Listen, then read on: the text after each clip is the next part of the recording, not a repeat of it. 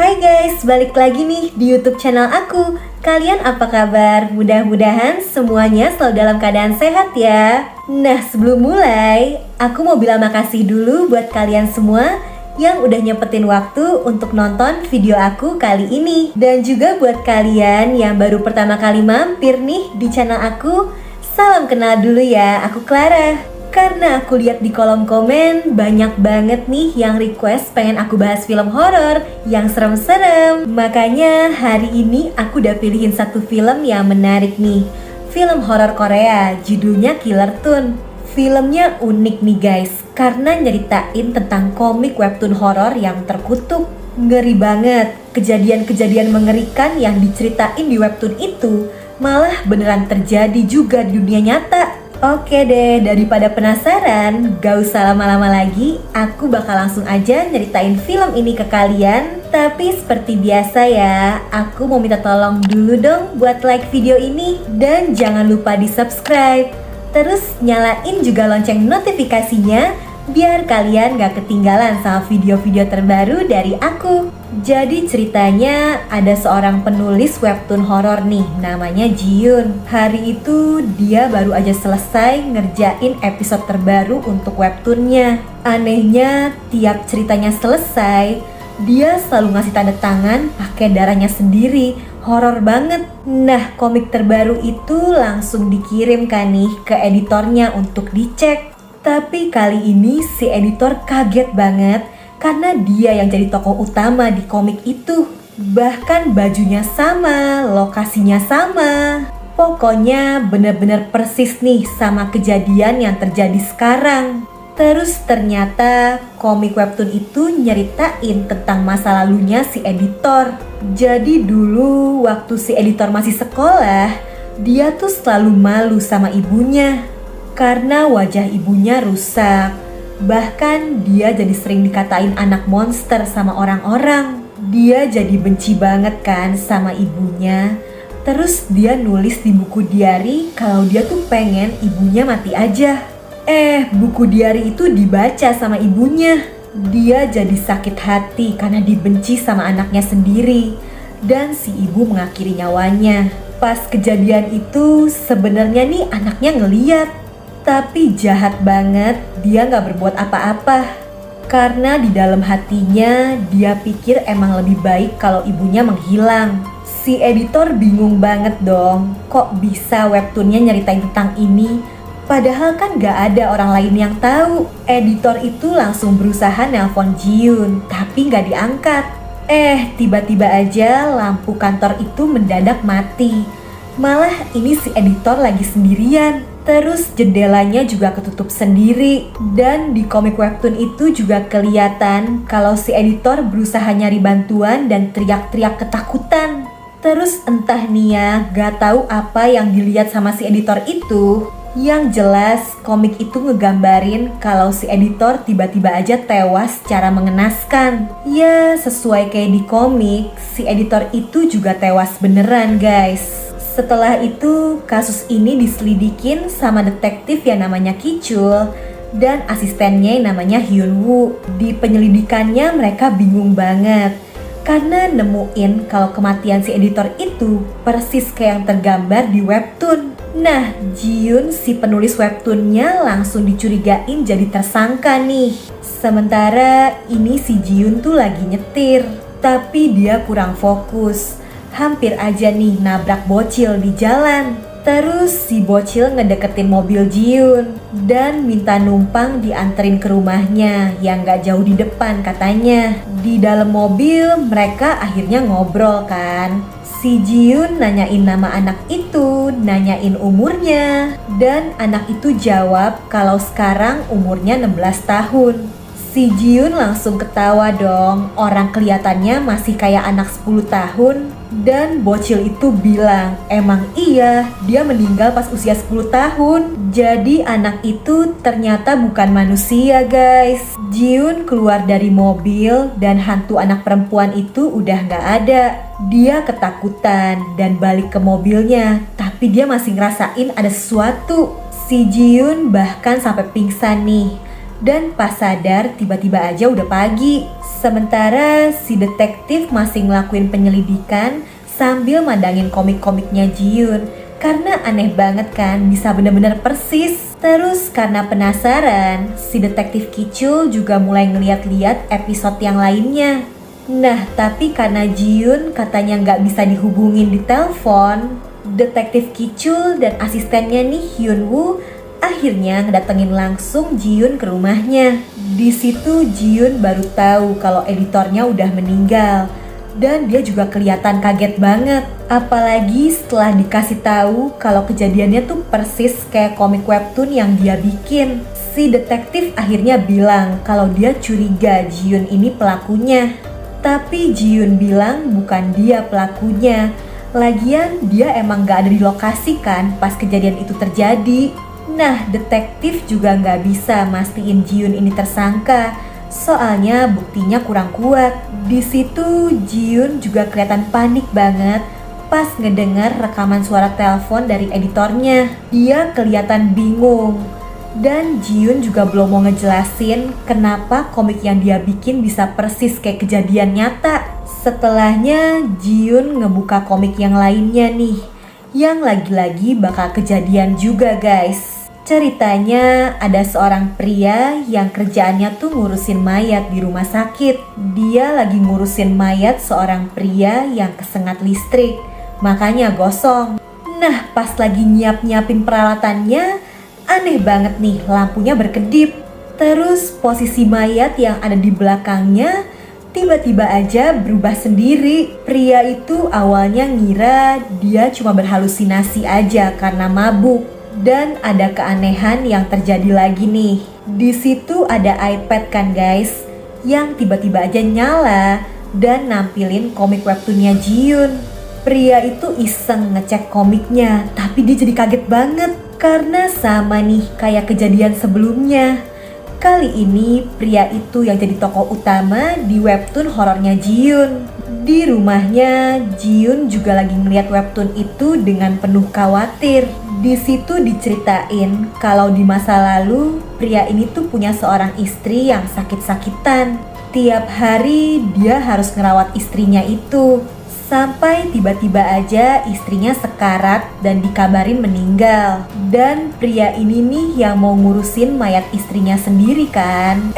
Tiba-tiba mata istrinya tuh masih bergerak. Berarti dia masih hidup. Tapi jahatnya karena pria ini udah capek ngurusin istrinya yang penyakitan, jadi dia tetap ngelanjutin prosesnya seolah-olah istrinya itu udah meninggal.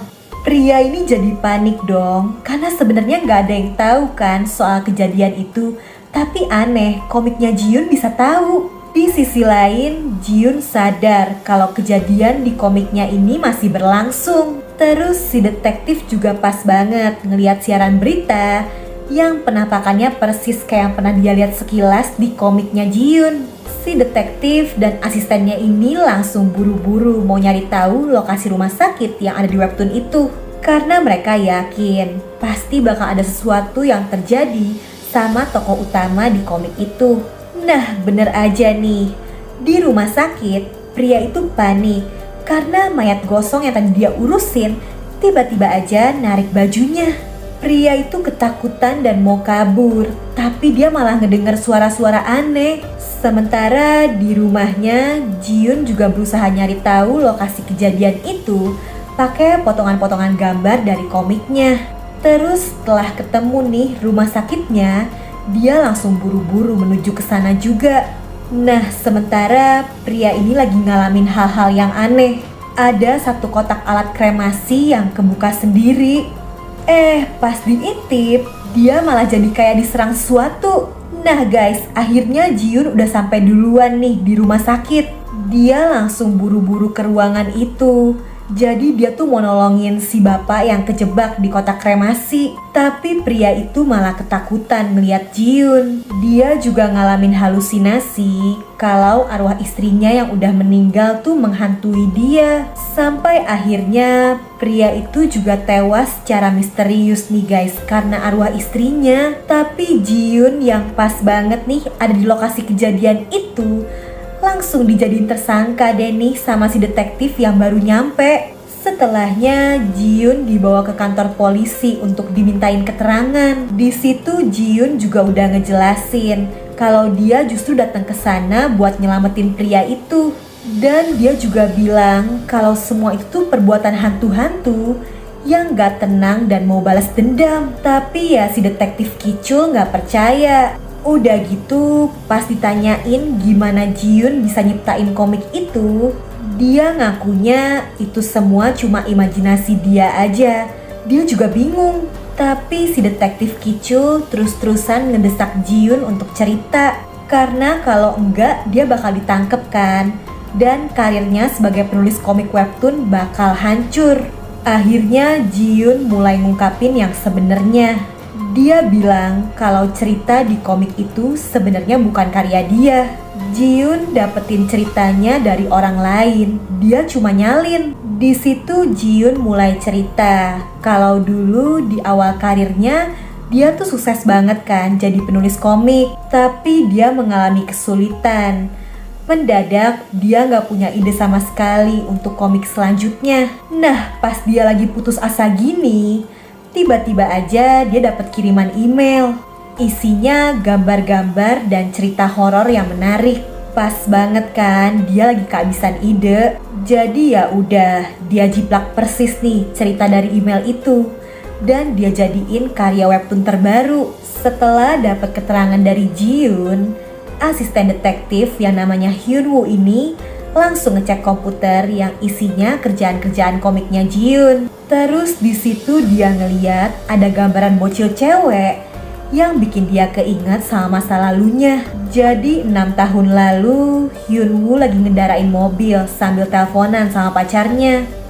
Karena kurang fokus, dia jadi nabrak seseorang. Nah, tapi cerita masa lalunya Hyun-woo cuma sampai di situ dulu aja nih guys. Sekarang balik lagi ke kerjaannya. Hyun-woo ditugasin buat ngecek sebuah gedung kosong. Karena setelah diselidikin, lokasi alamat dari pengirim email yang selama ini diterima si Ji-Yoon tuh asalnya dari gedung itu. Nah, menurut warga sekitar, gedung itu angker, apalagi pernah kebakaran. Katanya di situ dulu ada seorang gadis yang bisa berinteraksi sama hantu. Terus dia tuh suka gambar, dan semua gambar-gambar mengerikan yang dia buat selalu kejadian beneran. Makanya dia jadi dibenci orang. Tapi gadis itu tiba-tiba aja menghilang katanya, gak tau kemana, dan gedungnya juga terbakar. Sementara di kantornya, detektif Ki-chul akhirnya dapat informasi tentang identitas gadis itu. Dan ketahuan kalau namanya So-hyun. Terus setelah dicek, ternyata Ji-Yoon juga asalnya emang dari lingkungan sekitar situ, sama kayak So-hyun. Nah, Ji-Hyun akhirnya ngelanjutin ceritanya lagi. Jadi di awal karirnya, komik-komik buatan Ji-Hyun tuh selalu ditolak karena jelek. Sampai tiba-tiba dia ketemu sama si So-hyun yang lagi ngegambar di tembok. Tapi dia diganggu kan sama temen-temennya karena dianggap aneh. Ji-Hyun langsung nolongin So-hyun yang diganggu. Dan setelah itu mereka jadi sahabatan deket nih. Tapi So-hyun yang punya kemampuan bisa berkomunikasi sama hantu itu selalu aja ngegambar hal-hal yang aneh. Nah guys, sesampainya di gedung itu, si detektif nemuin kalau di situ ada seperangkat komputer yang masih bisa nyala. Si detektif Ki-chul masih gak percaya kan soal hantu-hantuan. Jadi dia curiganya mungkin aja si So-hyun tuh pelaku yang nyebabin korban-korban sebelumnya meninggal. Dia jadi penasaran dan mau nyari tahu keberadaannya si So-hyun sekarang. Dan pas banget, Ji-Yoon dapet chat dari seseorang yang katanya So-hyun. Terus dia disuruh datang ke gedung tua itu. Nah, pas si detektifnya lengah, Ji-Yoon langsung ngambil alih mobilnya dan menuju ke gedung tua itu. Tapi sialnya, ternyata yang ngechat dia itu tuh bukan So-hyun, tapi si Hyun-woo, asistennya detektif. Ternyata dia nangkep Ji-Yoon karena gambar bocil cewek ini nih guys. Jadi 6 tahun lalu mobilnya Hyun-woo tuh ternyata nabrak bocil cewek itu. Tapi karena itu masih awal-awal karirnya di kepolisian, Hyunwoo takut kejadian itu bakal ngerusak karirnya kan. Makanya dia akhirnya kabur. Dan bocil cewek itu jadi hantu penasaran, yang waktu itu juga sempat ketemu di jalan kan sama Ji-yoon. Nah, selama ini gak ada yang tahu kan soal kejadian tabrakan itu. Makanya Hyunwoo jadi emosi. Dia ketakutan kalau cerita itu terungkap, karirnya bakal hancur. Tiba-tiba aja nih, lagi-lagi lampu di tempat itu mendadak mati. Terus ini si detektif Ki-chul juga udah nyusulin ke tempat itu. Tapi telat guys, di situ dia ngeliat kalau ada tangan hantu yang nyebabin si Hyunwoo jadi meninggal. Dia jadi korban dari hantu bocil penasaran yang dia tabrak dulu. Setelah ngeliat langsung kalau ternyata ada keterlibatan hantu di kasus ini, detektif Ki-chul jadi penasaran. Dia jadi meriksain semua komik-komik lain karyanya Ji-yoon. Dan bener aja, ternyata semua kejadian horor yang tergambar di komik itu beneran kejadian juga di dunia nyata. Nah, tapi karena semua kejadian itu tuh terjadinya karena hantu, jadi ya gak ada gunanya juga kalau penyelidikan itu dilanjutin. Karena gak mungkin juga kan Ji-yoon yang ditangkep. Dia cuma pembuat komik, bukan pelakunya. Tapi sebenarnya ada lagi nih rahasia yang selama ini disimpan Ji-yoon. Pas banget, dia tiba-tiba aja dapat kiriman email misterius lagi. Ada cerita baru dan kali ini agak beda. Komik itu nyeritain tentang kisah Ji-yoon dan So-hyun yang sebenarnya.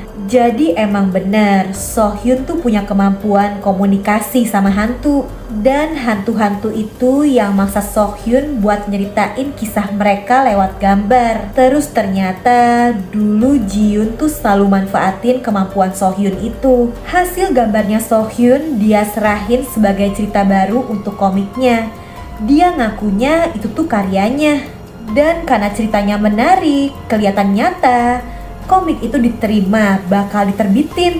Nah, pas So-hyun tahu kalau Ji-yoon ini pakai cerita-ceritanya, dia nggak setuju. So-hyun akhirnya ngebakar semua gambar-gambarnya. Ji-yoon langsung panik banget dong ngelihat semua itu terbakar. Padahal dia kan udah yakin banget bakal jadi pembuat komik yang sukses. Jadi Ji-yoon nekat aja nerobos api dan ngambil lagi gambar-gambar karyanya So-hyun. Tetep aja So-hyun gak setuju karena semua cerita itu ngelibatin hantu-hantu yang jahat, bisa gawat. Mereka rebutan tuh sampai akhirnya Ji-yoon yang udah terobsesi banget pengen jadi pembuat komik tega menghabisi So-hyun. Terus Ji-yoon ngaku ke orang-orang So-hyun tuh menghilang gak tahu kemana. Dan orang-orang tuh gak ada yang curiga karena selama ini gak ada yang peduli juga kan sama So-hyun. Nah guys, ternyata sekarang Ji-yoon jadi ngedapetin kemampuan yang sama kayak So-hyun. Dia jadi bisa komunikasi sama hantu penasaran yang minta kisahnya diceritain lewat gambar. Tapi justru Ji-yoon malah senang ngedapetin ide-ide cerita itu. Bahkan kelihatan nih, Ji-yoon semakin sukses jadi penulis komik webtoon horor yang terkenal. Ya, walau dia gak pernah ngungkapin kalau sebenarnya dia dapat cerita-cerita itu dari hantu. Ya, itu tadi ceritanya guys. Gimana? Seru gak nih? Kalau kalian suka sama videonya, bantu aku dong dengan like, subscribe, dan nyalain lonceng notifikasi untuk channel ini guys. Kalian juga bisa komen di bawah kalau punya rekomendasi judul film seru lainnya yang pengen aku bahas. Oke deh, kayaknya cukup segitu dulu aja ya dari aku. Jaga kesehatan kalian selalu, and I'll see you guys on my next video. Bye-bye.